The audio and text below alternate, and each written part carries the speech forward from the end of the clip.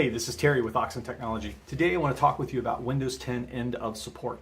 Now before you panic and run out of the room screaming, all is not lost, but there is an important distinction of Windows 10 versions that we need to pay attention to, because the version of Windows 10 that you're running may actually be end of support, even though it has the appearance of being a modern operating system. So starting in July 2015, when Microsoft released Windows 10, there was a new kind of cadence of updates. And what's happening is Microsoft is speeding up the development cycle, and they're releasing new features and functionality and technology, right? The platform is evolving much faster pace than it did with previous operating systems, Windows 7, Windows XP. And so that's manifested in these biannual or semi-annual updates in the spring and the fall of every year.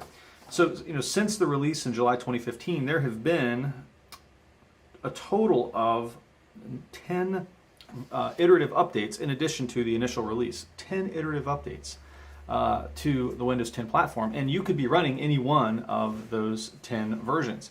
Now, the natural Windows update process will tend to keep pace, will tend to keep your system updated to the most current version of Windows 10.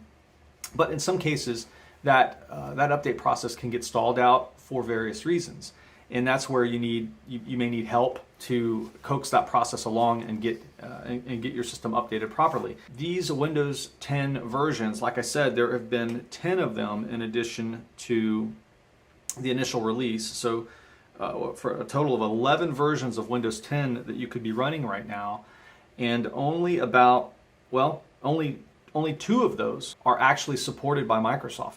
The previous 9 versions of Windows 10 are end of life, or rather end of support. And so that means that Microsoft is no longer updating those specific versions of Windows 10. So as critical security vulnerabilities are patched, those previous versions of Windows 10 are not getting those patches. Those versions are end of support. And so it's very important that we know where our systems are and ensure that they're getting patched, because you want to be on the latest versions, or I'm going to call them upgrades, of Windows 10 to make sure that you're within Microsoft's support lifecycle and that your system is getting those critical security updates.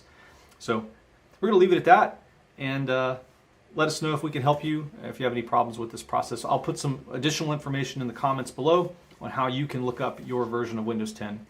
Let us know if we can do anything for you to help. Okay, for now, I'm Terry, your OXEN Shared CIO.